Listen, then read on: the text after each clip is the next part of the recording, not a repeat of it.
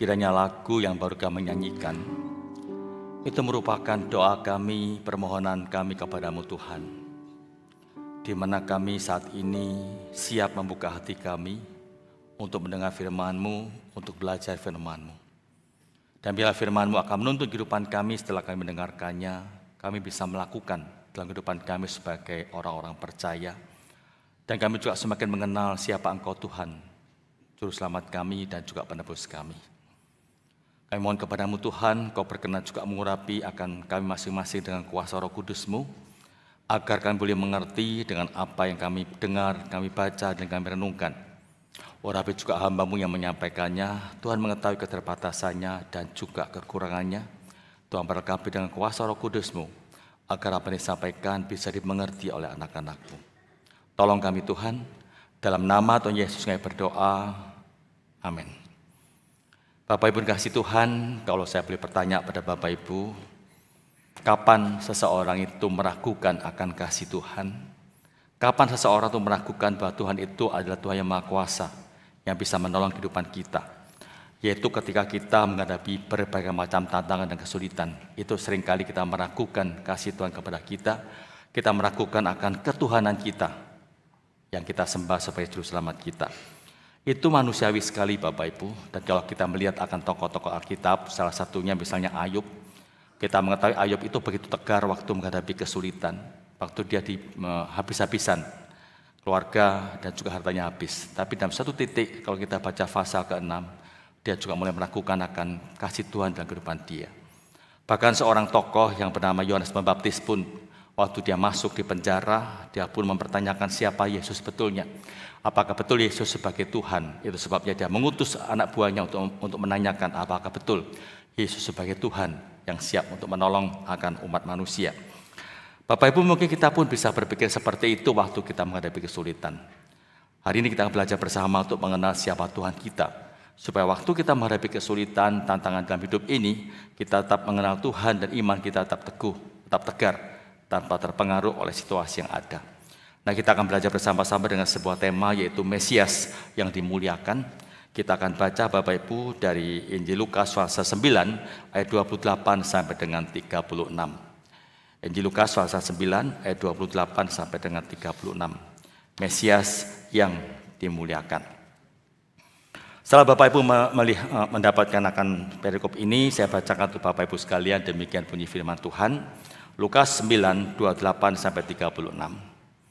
Kira-kira 8 hari sesudah segala pengajaran itu, Yesus membawa Petrus, Yohanes, dan juga Yakobus, lalu naik ke atas gunung untuk berdoa. Ketika ia sedang berdoa, rupa wajahnya berubah, dan pakaiannya menjadi putih berkilau-kilauan. Dan tampaklah 2 orang berbicara dengan dia, yaitu Musa dan Elia. Keduanya menampakkan diri dalam kemuliaan dan berbicara tentang tujuan kepergiannya yang akan digenapinya di Yerusalem. Sementara itu Petrus dan teman-temannya telah tertidur. Dan ketika mereka terbangun, mereka melihat Yesus dalam kemuliaannya dan kedua orang yang berdiri di dekatnya itu. Dan ketika kedua orang itu hendak meninggalkan Yesus, Petrus berkata kepadanya, "Guru, betapa bahagianya kami berada di tempat ini. Baiklah, kami dirikan sekarang 3 kemah, 1 untuk engkau, 1 untuk Musa, dan 1 untuk Elia." Tetapi Petrus tidak tahu apa yang dikatakannya itu. Sementara ia berkata demikian, datanglah awan menaungi mereka, dan ketika mereka masuk ke dalam awan itu, takutlah mereka. Maka terdengarlah suara dari dalam awan itu yang berkata, "Inilah anakku yang kupilih, dengarkanlah dia." Ketika suara itu terdengar, nampaklah Yesus tinggal seorang diri, dan murid-murid itu merahasiakannya, dan pada masa itu mereka tidak menceritakan kepada siapapun apa yang telah mereka lihat itu. Berbahagialah setiap kita yang baca firman Tuhan, kemudian kita bisa melakukan dalam kehidupan kita sebagai orang-orang percaya. Nah, Bapak yang kasih Tuhan, hari ini kita bersama-sama akan belajar tentang Yesus dimuliakan atau transfigurasi dari Tuhan Yesus Kristus, saudara. Di mana pada waktu diceritakan di sebuah gunung ketika Yesus mengajak murid-muridnya, terjadi suatu perubahan yang luar biasa. Wajah Yesus bersinar seperti matahari, kemudian pakaiannya pun berkilau-kilau dan begitu putih sekali. Dan itu sangat menyilaukan mata. Dan pada waktu itu kemudian muncul 2 tokoh perjanjian lama, yaitu Musa dan juga Elia, bersama-sama dengan Tuhan Yesus. Nah saudara, waktu kita membaca perikop ini, dan waktu kita merenungkan dan juga membayangkan akan apa yang terjadi pada waktu itu, mungkin kita bertanya saudara, sebetulnya apa sih makna dari transfigurasi Kristus pada kita orang percaya? Apa makna juga bagi murid-muridnya pada waktu itu ketika Yesus dinyatakan begitu mulia, dimuliakan di atas gunung seperti itu saudara. Hari ini kita akan belajar bersama saudara. Yang pertama saudara, apa sih makna dari transfigurasi ini? Yaitu transfigurasi menunjukkan akan kemuliaan Tuhan Yesus sebagai Allah. Jadi melalui peristiwa ini Allah ingin menunjukkan kepada manusia pada waktu, khususnya pada 3 orang murid pada waktu itu, siapa Yesus sebetulnya. Dia adalah Allah, saudara. Kalau bukan Allah, nggak mungkin manusia itu bisa bersinar seperti itu. Ini bersinar begitu luar biasa, seperti matahari dikatakan, bahkan pakaiannya pun terpengaruh dengan kilauan begitu luar biasa, sampai karena begitu putih, bahkan sangat putih sekali. Saya bacakan Bapak Ibu dari ayat 28 sampai 29 yang berbunyi demikian. Kira-kira 8 hari sesudah segala pengajaran itu, Yesus membawa Petrus, Yohanes dan Yakobus lalu naik ke atas gunung untuk berdoa. Ketika ia sedang berdoa, rupa wajahnya berubah dan pakaiannya menjadi putih berkilau-kilauan. Saudara kasih Tuhan. Peristiwa ini, transfigurasi ini ditulis dalam 3 Injil, yaitu Matius, Markus, dan juga Lukas, saudara. Nah, kalau kita bandingkan ketika perikop ini, ketika kisah ini ada sedikit perbedaan. Yang pertama, saudara, itu perbedaannya pada waktu di mana dalam Yohanes 28 dikatakan, kira-kira 8 hari sesudah segala pengajaran itu. Kalau kita baca dalam Injil Matius maupun Markus, itu dijelaskan bahwa bukan lagi 8 hari, tapi 6 hari. 6 hari sudah segala peristiwa itu, maka transfigurasi tersebut terjadi. Pertanyaan kita sekarang saudara, mengapa ada perbedaan antara Markus, Matius, dan juga dengan Lukas? Mengapa ada perbedaan? Matius dan Markus mengatakan 6 hari, sedangkan Lukas mengatakan 8 hari. Nah ini tergantung pada perhitungan mereka saudara. Di mana Matius dan Markus itu menghitungnya itu di antara. Jadi peristiwa sebelumnya. Jadi waktu itu kalau kita lihat perikop sebelumnya, Yesus mengajarkan kepada orang-orang pada waktu itu para pengikutnya, dia akan menderita, akan mati di atas kayu salib, kemudian akan bangkit. Kemudian dia juga memberikan isyarat bagi para orang-orang ikut sebagai murid dia akan juga mengalami tantangan dan juga penderitaan. Nah, waktu Matius Markus itu menghitungnya itu dari hari, misalnya kita ambil contoh sekarang tanggal 30, kemarin itu minggu lalu 30 April saudara ya. Hari ini tanggal 7 Mei. Maka kalau kita hitung, itu dari tanggal 30 sampai dengan tanggal 7. Nah, Matius Markus itu menghitungnya mulai tanggal 1. 1, 2 sampai tanggal 6. 6 hari. Tapi kalau Lukas tidak. Dia menghitungnya mulai tanggal 30 April sampai dengan 7 Mei. Jadi harinya 8 hari. Namun itu jangan membuat kita kemudian mempertanyakan kebenarannya. Itu cuma suatu perhitungan dari mereka yang menuliskannya. Itu sebabnya mengapa dalam Injil Lukas dikatakan kira-kira 8 hari. Nah kalau kita baca Matius dan Markus itu nggak ada kata kira-kira 6 hari sesudah segala pengajaran itu terjadi. Tapi kalau Lukas mengatakan kira-kira 8 hari sesudah segala pengajaran itu terjadi. Nah saya dikasih Tuhan. Berikutnya kalau kita lihat Matius dan juga yang menarik juga dalam ayat 28 saudara dikatakan di sini. Bahwa mereka tuh mengajak 3 orang muridnya. Petrus, Yakobus dan juga Yohanes. Mengapa kok cuma 3 murid ini saudara yang diajak? Mengapa bukan semua murid? 12 murid diajak supaya mereka bisa melihat akan transfigurasi tersebut. Mengapa kok cuma 3 murid yang diajak? Itu ada beberapa alasan saudara. Yang pertama, kalau kita lihat 3 murid ini yaitu Petrus, Yohanes dan juga Yakobus itu ada hubungannya cukup dekat dengan Tuhan. Dengan Tuhan Yesus maksud saya. Itu sebabnya mengapa dalam setiap beberapa peristiwa terjadi, mereka senantiasa diajak untuk bersama-sama dengan Tuhan Yesus. Dan kita ambil contoh juga waktu Yesus berdoa taman Getsemani, maka 3 orang ini juga diajak. Petrus, Yakobus dan juga Yohanes. Suatu hal yang luar biasa di mana mereka mendapat suatu anugerah yang luar biasa, mereka bisa diajak bersama-sama dengan Tuhan Yesus dan mereka juga bisa melihat suatu peristiwa yang begitu spektakuler yang mereka lihat pada waktu itu, saudara. Yang kedua, ada juga suatu penafsir mengatakan ini mungkin mereka juga cuma sebagai saksi.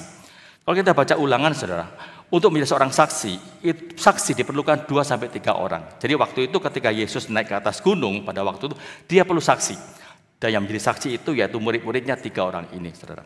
Nah, mana yang betul itu semua kembali pada Tuhan Yesus sendiri mengapa dia berbuat seperti itu.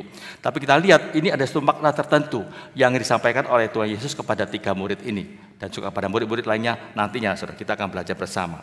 Dan kemudian kita lihat, saudara, kalau kita baca lihat ayat 29 dikatakan ketika Yesus berdoa, waktu dia berdoa, saudara, maka wajahnya berubah, dikatakan wajahnya berubah dan pakaiannya menjadi putih berkilau-kilauan. Saudara Tuhan, kita lihat di sini. Apa tujuannya? Di sini itu menunjukkan ketika perubahan terjadi, itu menunjukkan bahwa Yesus adalah Mesias. Dia adalah Allah yang dijanjikan oleh Allah Bapa untuk datang dalam dunia menyelamatkan manusia. Saudara. Gak mungkin manusia seperti saya katakan tadi, manusia itu bisa berubah bercahaya seperti itu kalau dia bukan Tuhan. Dan kalau kita lihat yang di sini satu poin lagi, saudara. Yesus datang ke tempat itu, ke gunung tersebut, gunung apa nggak disebutkan. Cuma dia datang ke gunung, tujuannya apa? Dia datang untuk berdoa kepada Allah Bapa. Kalau kita pikirkan, saudara, Yesus adalah Tuhan. Dia itu Allah Tritunggal, dia itu Tuhan. Tapi dia senantiasa meluangkan waktu untuk berdoa kepada Allah Bapa. Dia senantiasa menjaga persekutuan dengan Allah Bapa. Saudara, itu hal yang luar biasa yang patut kita teladani sebagai anak-anak Tuhan. Nah kita, saudara, sebagai anak Tuhan, sebagai orang percaya, kita cuma manusia, kita cuma ciptaannya. Tapi seringkali kita lalai tidak melakukan tugas kita untuk berdoa kepada Allah Bapa. Seringkali kita lebih mementingkan akan kepentingan kita pribadi. Mungkin pekerjaan kita, hobi kita, atau kegiatan yang lainnya. Kita seringkali melalaikan waktu kita untuk berdoa kepada Allah Bapa, kepada Tuhan kita. Itu satu hal yang patut kita koreksi dalam kehidupan kita, saudara. Mari kita belajar seperti Tuhan. Yesus sebagai Tuhan, dia adalah Tuhan, saudara. Dia bukan ciptaan, dia adalah Tuhan sendiri. Tapi dia senantiasa mementingkan hidup dekat dengan Allah Bapa, berdoa, bersekutu dengan Allah Bapa. Kita belajar di sini. Dalam kehidupan kita sebagai orang percaya, marilah kita belajar untuk senantiasa dekat dengan Tuhan kita dalam doa-doa kita. Waktu kita merencanakan sesuatu, datang kepada Tuhan, minta bimbingan dari Tuhan dalam doa-doa kita. Waktu kita menghadapi hal-hal yang tidak menyenangkan, datang kepada Tuhan, minta bimbingan, pertolongan Tuhan. Waktu kita hidup dalam keadaan senang, sukacita, jangan lupa untuk senantiasa berdoa kepada Tuhan. Yesus dalam kehidupan yang sesibuk apapun, dia nggak pernah lalai untuk berdoa. Dia senantiasa memberikan waktunya untuk berdoa, minta pimpinan, dan juga pertolongan dari Tuhan. Itu yang kita teladani dari kehidupan Tuhan Yesus, saudara. Nah, saudara kasih Tuhan,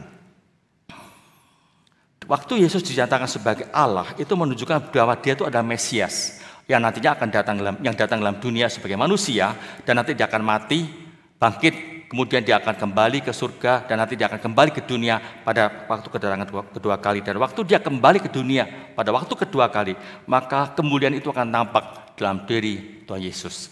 Jadi melalui peristiwa ini, saudara, Allah Bapa ingin menunjukkan pada orang-orang, pada 3 muridnya pada waktu sebagai wakil dari para murid lainnya, Yesus adalah Allah, dia sebagai Tuhan yang datang dalam dunia untuk menyelamatkan umat manusia yang nantinya akan mengalami penderitaan.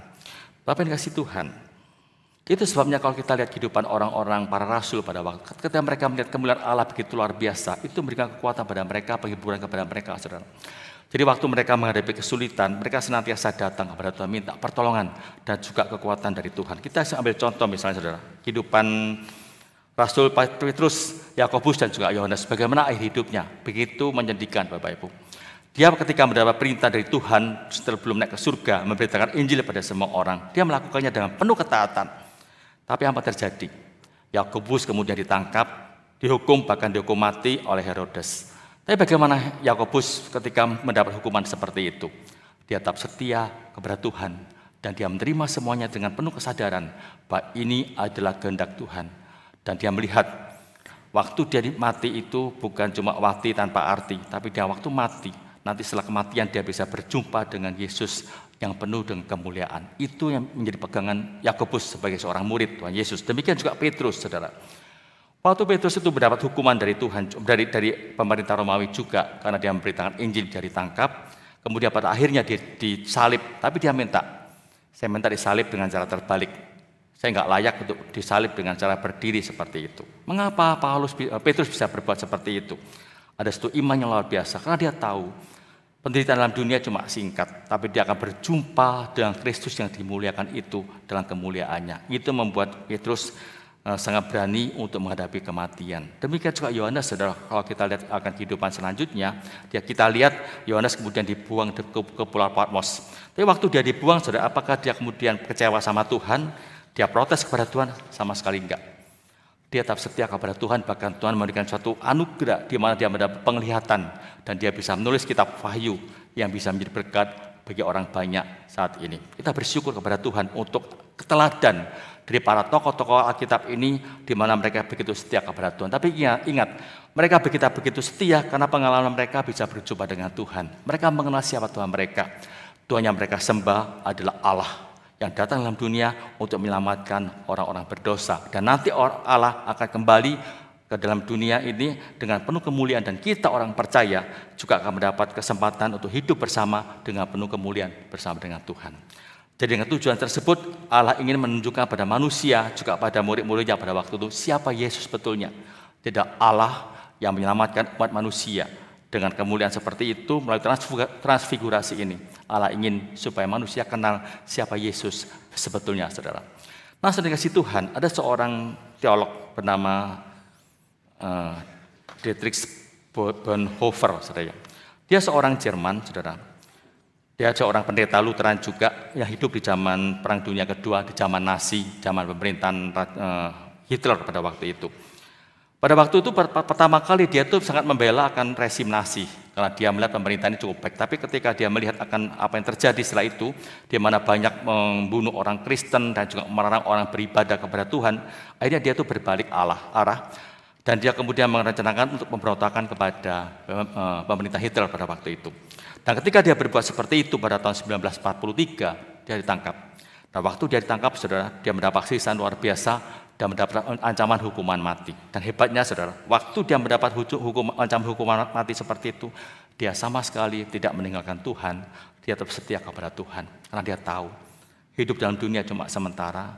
Dia akan berjumpa dengan Tuhan dalam kemuliaan, dan dia ingat akan peristiwa di mana Allah yang dimuliakan itu akan menjumpai dia di surga sana.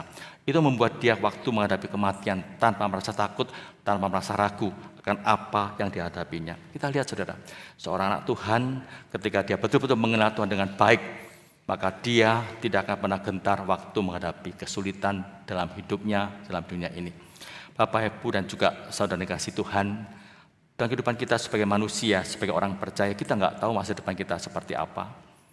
Dan bagaimana dengan negara kita seperti apa, kita pun nggak tahu. Apa kita akan tetap bebas beragama di negara ini, kita pun nggak tahu. Tapi apapun masa depan kita nantinya, saudara, apa yang terjadi, kita ingat, kita punya Tuhan yang senantiasa bersama-sama kita. Dia adalah Allah yang memberi kemuliaan dalam hidupnya, dan nanti dia pun akan datang kembali untuk membawa kita masuk dalam kemuliaan. Itu sebabnya waktu kita menderita dalam dunia ini memang tidak mudah waktu kita mengalaminya, tapi kita belajar bagaimana kita tetap beriman kepada Tuhan. Kita tetap percaya bahwa Tuhan tidak akan pernah meninggalkan kita. Dia akan senantiasa bersama-sama dengan kita, dan lebih daripada itu, ingat janji Tuhan yang akan dia kembali dalam kemuliaan, dan kita pun akan bersama-sama dengan Tuhan kita untuk masuk dalam kemuliaan. Yang kedua, saudara, apa sih makna dari transfigurasi Kristus ini? Yaitu transfigurasi Kristus mempersiapkan Tuhan Yesus untuk menghadapi penderitaan dan juga kematiannya. Suatu proses, suatu persiapan, Yesus nanti akan menderita, mati di atas kayu salib. Saya bacakan, saudara, ayat berikutnya, yaitu dari ayat 30 dan 31 yang berbunyi seperti ini. Dan tampaklah dua orang berbicara dengan dia, yaitu Musa dan Elia. Keduanya menampakkan diri dalam kemuliaan dan berbicara tujuan kepergiannya yang akan digenapinya di Yerusalem. Saudara, mungkin kita bertanya, kenapa dari sekian banyak nabi yang ada dalam perjanjian lama, kenapa cuma Musa dan Elia yang bisa hadir bersama-sama Kristus waktu transfigurasi terjadi? Mengapa seperti itu? Mengapa bukan nabi yang lainnya? Saudara, kalau kita lihat akan kedua tokoh ini, ada sedikit kesamaannya. Yang pertama, mereka tuh sama-sama waktu diangkat ke surga dalam kondisi hidup, bukan tidak melalui kematian. Musa dan juga Elia, kalau kita mau ingat ceritanya seperti itu. Yang kedua, mereka juga pernah, saudara, di mana mereka itu bersama-sama dengan pengalaman pribadi mereka untuk hidup bersama dengan Tuhan. Yang ketiga, mereka juga pernah berpuasa selama 40 hari antara Musa dan Elia. Ada kesamaan di antara mereka, tapi bukan itu alasannya mengapa kemudian Tuhan menempatkan dua orang ini di sebelah kanan kiri Tuhan Yesus pada waktu itu. Alasannya, saudara, karena mereka itu mewakili, saudara, di mana kita melihat Musa itu mewakili dari hukum Taurat, sedangkan Elia mewakili dari kitab nabi-nabi, saudara. Nah, saudara kasih Tuhan, Kalau kita lihat di sini ya, kalau saya bacakan sebuah dari Injil Matius pasal 5, 17 dikatakan seperti ini. Janganlah kamu menyangka bahwa aku datang untuk meniadakan hukum Taurat atau kitab nabi-nabi. Aku datang bukan untuk meniadakannya, melainkan untuk menggenapinya. Artinya, jadi pada waktu Yesus datang dalam dunia, dia sama sekali bukan meniadakan hukum Taurat, tapi menggenapinya. Baik hukum Taurat maupun kitab para nabi-nabi ini. Nah itu ketika Yesus dimuliakan di atas bukit, di atas gunung, maka yang mewakili kitab Taurat dan juga kitab nabi itu yaitu Musa dan Elia. Elia mewakili sebagai kitab Taurat, Musa mewakili kitab Taurat, Elia mewakili kitab nabi-nabi. Jadi kita lihat di sini ada satu makna tertentu yang ingin Tuhan sampaikan kepada orang-orang pada waktu, khususnya pada 3 murid yang hadir pada waktu itu. Saudara kasih Tuhan, kalau kita baca Roma pasal 10 ayat 4 dikatakan seperti ini. Sebab Kristus adalah kegenapan hukum Taurat sehingga kebenaran diperoleh tiap-tiap orang yang percaya kepadanya. Kita lihat saudara, jadi mengapa 2 orang ini yang dimunculkan? Karena mereka mewakili akan kitab Taurat dan juga kitab para nabi. Nah, kemudian dalam pembicaraan tersebut, waktu mereka bertemu 3 orang ini, apa yang mereka bicarakan? Ayat 31 dikatakan seperti ini. Mereka berbicara tentang tujuan kepergiannya yang akan digenapinya di Yerusalem. Siapa itu yang dimaksud yaitu Tuhan Yesus. Jadi berbicara tentang tujuan kepergian Tuhan Yesus yang akan digenapi di Yerusalem. Apa tujuannya? Yaitu Yesus mati di atas kayu salib di kota Yerusalem. Dan kalau kita lihat cerita Yesus ketika dia mati, itu dia memang sengaja datang ke Yerusalem. Pada waktu itu murid-muridnya sempat melarang, jangan ke Yerusalem, kamu akan dibunuh. Karena sebelumnya Yesus sudah mendapat ancaman seperti itu. Tapi Yesus tetap melakukannya karena dia tahu inilah tugas dia yang harus dia laksanakan, yang harus dia realisasikan. Ke Yerusalem di sana, kemudian dia akhirnya dibunuh dengan cara disalib yang begitu mengerikan. Jadi saudara, waktu mereka bertemu seperti itu, sepertinya Elia dan juga Musa ini memberi kekuatan kepada Tuhan Yesus pada waktu itu ketika akan menghadapi penderitaan yang akan dihadapi di Yerusalem nantinya. Saya percaya Allah Bapa itu mengetahui apa yang menjadi pergumulan Tuhan Yesus. Dia mengetahui bagaimana Yesus begitu gentar menghadapi kematian tersebut. Itu sebabnya dia mengutus 2 nabi ini untuk bisa menguatkan akan Tuhan Yesus memasuki rencana dari Allah untuk menggenapi akan rencana Allah menyelamatkan umat manusia. Dan itu memang kita lihat waktu Yesus berdoa taman Getsemani, di samping Allah menguatkan, dan saya percaya pengalaman ini juga menguatkan akan Tuhan Yesus menghadapi penderitaan. Jadi kita lihat saudara, jadi melalui peristiwa ini secara nggak langsung Allah yang menyatakan siapa Yesus sebetulnya. Dia Mesias yang datang dalam dunia dan dia juga akan menderita untuk mati di kayu salib demi orang-orang yang berdosa, yaitu saya dan juga saudara-saudara. Saya kasih Tuhan, ada sebuah kisah juga dari seorang tokoh bernama Corrie ten Boom, saudara. Dia seorang wanita dari negara Belanda. Dia itu menjadi terkenal ketika terjadi Perang Dunia Kedua, di mana pada waktu itu ketika Jerman menyerang Belanda, pada waktu itu dia sempat menyembunyikan orang-orang Yahudi di rumah dia. Jadi pada waktu itu dia membuat sebuah rumah rahasia, sebuah kamar rahasia di balik semua lemari sehingga enggak ketahui dengan jelas, dan orang-orang Yahudi disembunyikan di sana. Tapi lama-kelamaan sepertinya orang-orang Nazi juga mengenal, kemudian rumah ini diserbu dan mereka semua ditangkap, termasuk Corrie ten Boom juga ditangkap bersama keluarganya. Di penjara dia melihat bagaimana Jerman itu menyiksa orang-orang Yahudi dan juga orang Kristen pada waktu itu dia lihat dengan kepala mata kepala sendiri. Bahkan dia pun ikut tersiksa pada waktu itu. Tapi hebatnya saudara, dia tetap beriman kepada Tuhan. Dia sama sekali tidak meninggalkan Tuhan, tetap setia kepada Tuhan. Mengapa? Karena dia tahu siapa Tuhan yang dia percayai. Tuhan yang menderita di atas kayu salib untuk mati bagi orang berdosa, itu memberi kekuatan pada dia untuk senantiasa menghadapi penderitaan yang dialaminya. Dan itu yang merupakan hasil yang luar biasa yang dialami oleh Corrie ten Boom. Mungkin kalau saya pikir, apa yang dialami oleh Corrie ten Boom ini sama seperti yang dialami oleh Paulus. Dalam surat Filipi, Paulus pernah mengatakan, pasal pertama, aku mendapat anugerah pertama, itu adalah waktu aku mendapat anugerah keselamatan dari Tuhan. Tapi anugerah kedua yang aku dapatkan waktu aku diizinkan menderita bersama-sama dengan Kristus. Atau aku memikul salib bersama dengan Kristus. Itu mungkin yang dialami oleh Corrie ten Boom juga. Waktu dia menderita di dalam penjara yang dipenjarakan oleh Nazi di negara Belanda, sama sekali dia tidak kecewa sama Tuhan. Dalam penderitaannya dia tahu, aku bersyukur kepada Tuhan karena aku bisa menderita bersama-sama dengan Kristus. Aku menderita bukan karena aku berbuat dosa, tapi aku menderita karena aku bersama-sama dengan Kristus. Saudara yang dikasihi Tuhan, Kalau kita mempunyai pemikiran seperti ini, maka dalam situasi apapun Bapak Ibu dan juga saudara, kita tidak akan pernah kecewa kepada Tuhan. Dalam pelayanan misalnya kalau kita menghadapi kesulitan, bahkan mungkin kita pernah disakiti oleh orang lain, kita pernah dikecewakan oleh orang lain, kita ingat, itu artinya kita lagi dibuat menderita seperti itu, tapi ingat, aku dibuat seperti ini, aku sedang bersama-sama dengan Kristus. Mungkin waktu kita percaya pada Tuhan, banyak tantangan kita hadapi. Mungkin kita juga bisa dikucilkan, atau waktu kita sudah percaya pada Tuhan, usaha kita semakin terpuruk dengan berbagai macam masalah terjadi. Ingat saudara, kita jangan putus asa. Belajar seperti Paulus. Anugerah pertama aku dapatkan, waktu aku bisa mengenal Yesus sebagai Tuhan dan Juru Selamatku. Anugerah kedua aku dapatkan, waktu aku diizinkan menderita bersama-sama dengan Kristus. Bapak, Ibu, dan juga saudara, baiklah kita belajar saat ini. Dalam kehidupan kita sebagai orang percaya, gak lepas daripada kesulitan masalah yang kita hadapi.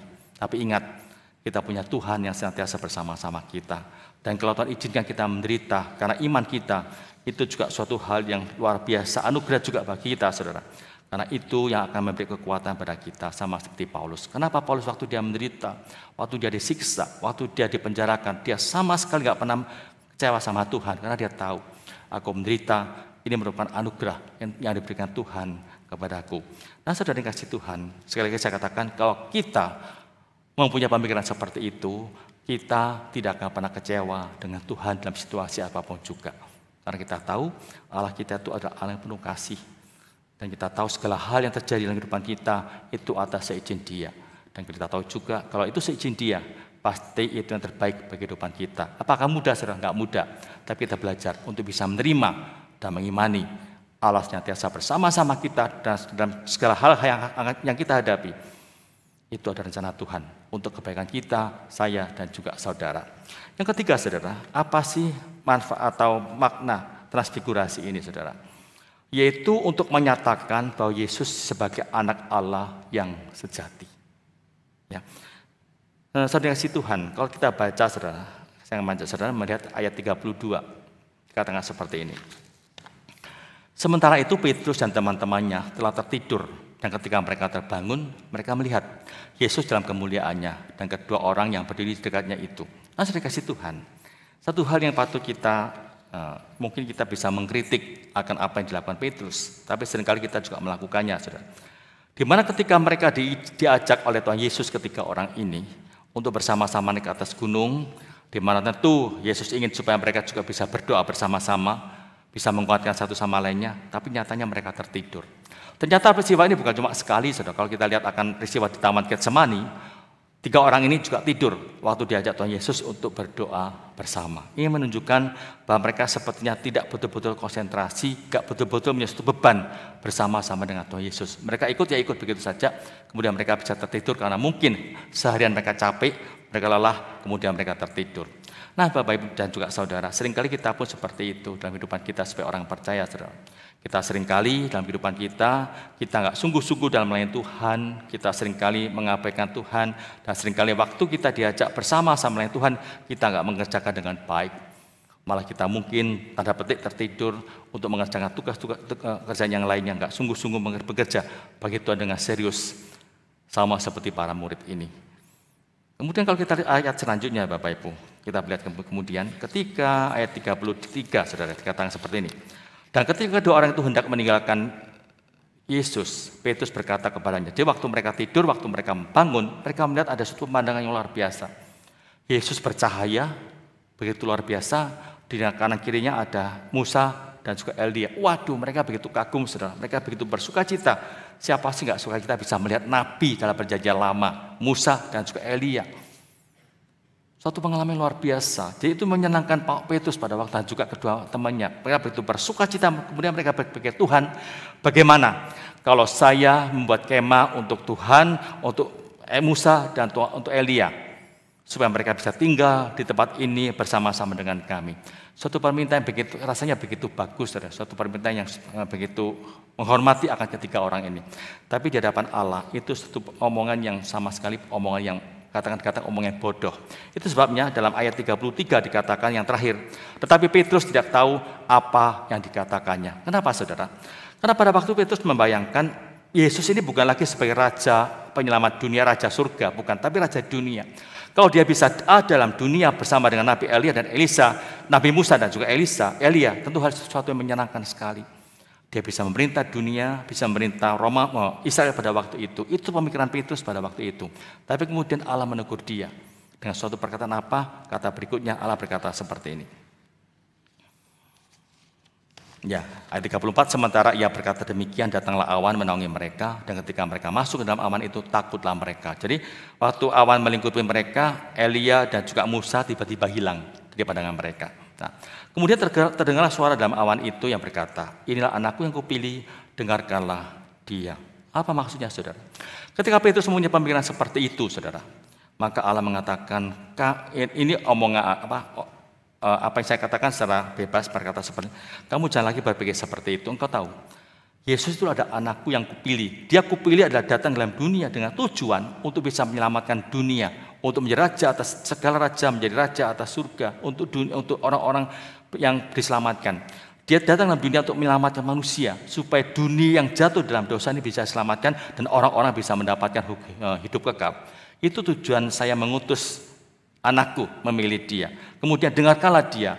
Secara langsung dia mengatakan, apa yang dikatakan dengarkanlah dia. Dengarkan apa yang dikatakan Tuhan Yesus, saudara. Nah, saudara kasih Tuhan, perkataan ini juga menguatkan akan perkataan Petrus sebelumnya, ya, saudara. Kalau kita baca Injil Lukas pasal 9, di mana pada waktu itu Yesus pernah bertanya pada orang pada waktu, kalau saudara masih ingat, menurut kamu siapakah aku ini?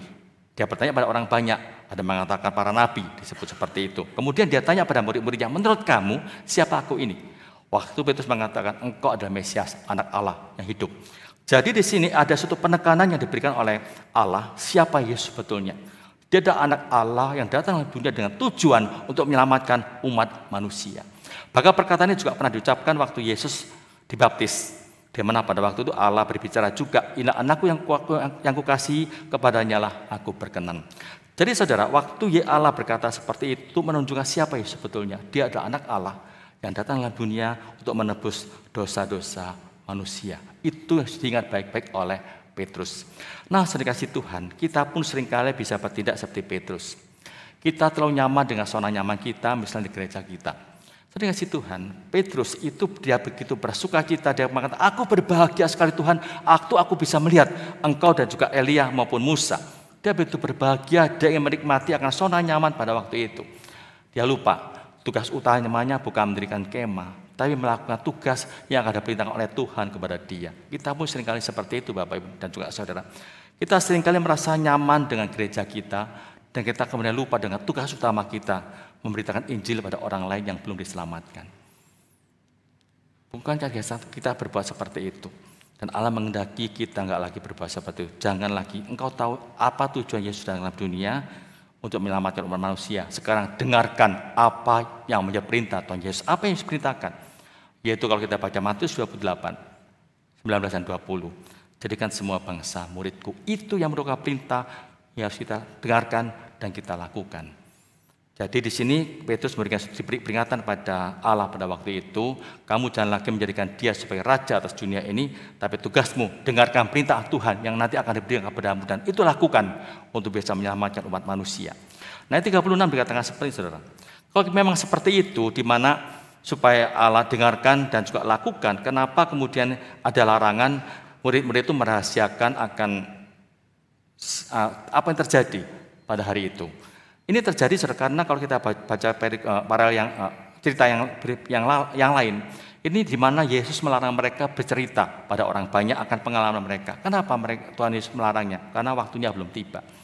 Pada waktu itu Yesus masih belum mati di atas kayu salib, dia belum bangkit dan dia belum kembali ke surga. Yesus minta, kamu boleh menceritakan nanti waktu semua sudah lewat, waktu aku kembali ke surga, itu tugasmu menceritakan. Itu sebabnya mengapa tugas memberitakan Injil diberikan waktu Yesus akan kembali ke surga.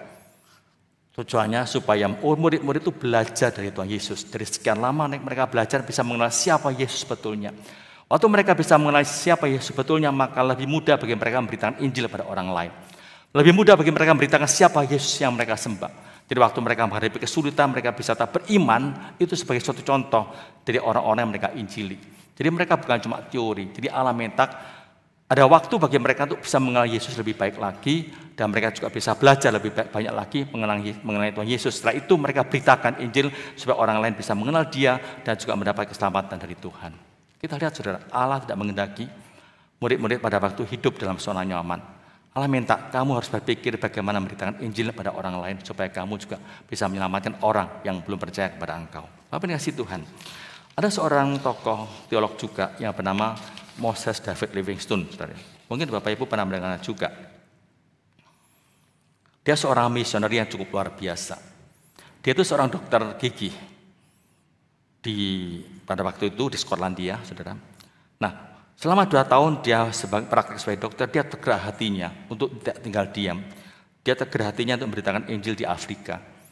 Apa yang terjadi? Dia betul-betul meninggalkan zona nyamannya sebagai seorang dokter. Dia memutuskan meninggalkan pekerjaannya, dia ke Afrika untuk memberitakan Injil di sana. Apakah mudah, saudara? Enggak. Banyak tantangan yang harus dia hadapi. Banyak kesulitan mereka yang dia temui. Tapi dia tetap berjuang untuk bisa menyelamatkan para budak. Bahkan pada waktu dia juga ada suatu momen di mana dia itu mengadakan suatu gerakan untuk menghentikan perbudakan di Afrika. Dan juga perdagangan. Dia juga membuka jalan perdagangan di dalam benua. Jadi dia membuka jalan bagi orang Afrika pada waktu itu. Dan juga memberitakan Injil. Kita lihat saudara, mengapa David Livingstone bisa berbuat seperti itu. Karena dia mengetahui siapa Tuhan yang dia sembah. Tuhan yang dia sembah minta supaya dia itu boleh beraktif, ada suatu kegiatan. Bukan cuma duduk diam di tempat dia, tapi ada satu kegiatan di mana dia ada suatu upaya memberitakan Injil pada orang lain supaya orang lain boleh diselamatkan.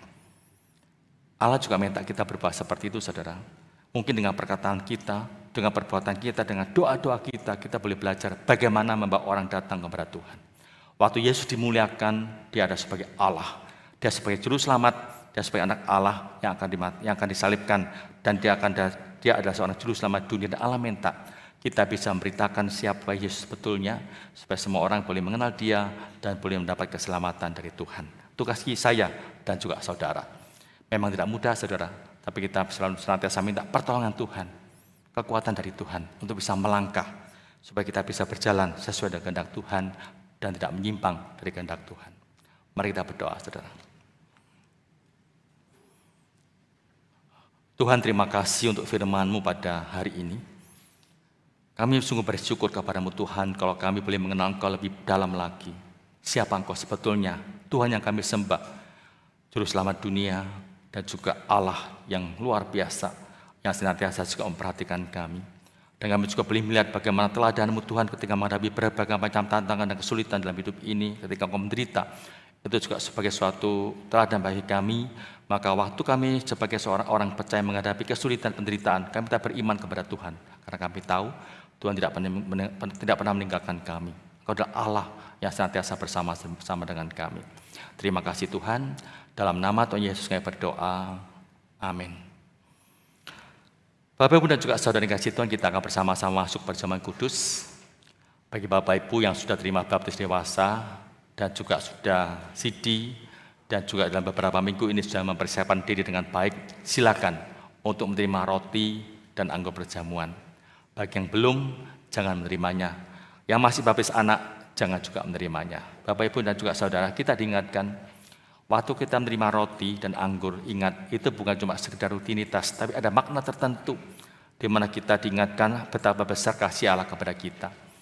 Kalau misalnya Yesus nggak mau datang dalam dunia, dia nggak mau mati di atas kayu salib, apa jadinya kita? Kita masih menjadi orang-orang yang hidup tanpa pengharapan. Tapi karena kasihnya, ketaatannya kepada perintah Allah, maka Yesus datang dalam dunia untuk menebus kita, sehingga hidup kita ada pengharapan. Sebabnya Bapak Ibu, waktu kita memperingati kasih Tuhan kepada kita, waktu kita menerima roti dan anggur perjamuan, kita senantiasa ingat kasih Tuhan begitu luar biasa dalam kehidupan kita. Dan anggur dan roti ini adalah lambang dari tubuh dan juga darah Kristus. Kita ingat baik-baik, dan kita juga ada pengharapan hidup kita di waktu akan datang. Melalui darah Kristus kita juga sekarang menjadi anak-anak Allah, bukan lagi menjadi musuh Allah. Nah, sebelum kita bersama-sama menerima roti dan anggur, Bapak Ibu, kita akan mendengarkan sebuah pujian dari paduan suara. Saya persilakan.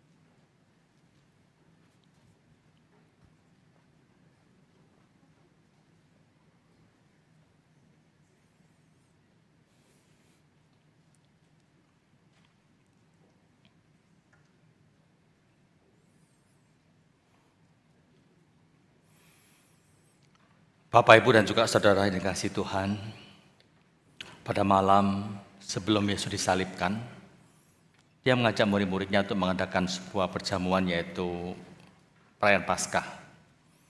Malam itu merupakan malam terakhir Yesus bersama murid-muridnya sebelum dia naik ke atas kayu salib. Dalam perjamuan itu seperti biasa, Yesus mengambil sebuah roti, dia mengucap syukur kepada Allah Bapa, kemudian memberkatinya. Setelah itu dia memecah-mecahkannya dan memberikan pada murid-muridnya serta berkata, ambillah dan makanlah, inilah tubuhku. Kemudian Yesus mengambil sebuah cawan berisi anggur. Kembali dia mengucap syukur kepada Allah Bapa dan memberkatinya. Kemudian dia memberikan pada murid-muridnya serta berkata, minumlah kamu semua dari cawan ini. Cawan ini adalah darahku, darah yang ditumpahkan untuk menebus dosa-dosa umat manusia.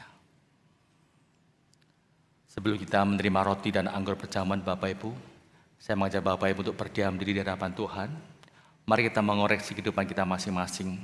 Adakah dosa-dosa yang masih belum kita selesaikan, baik di hadapan Tuhan maupun dengan sesama kita, keluarga kita. Kita mohon kepada Tuhan supaya Tuhan menguduskan kita, supaya nanti kita layak untuk menerima roti dan anggur perjamuan. Dan kita juga berjanji untuk bisa menyelesaikan semua dosa kita dengan Tuhan dan juga dengan sesama kita. Mari kita berdiam diri di hadapan Tuhan, Bapak Ibu.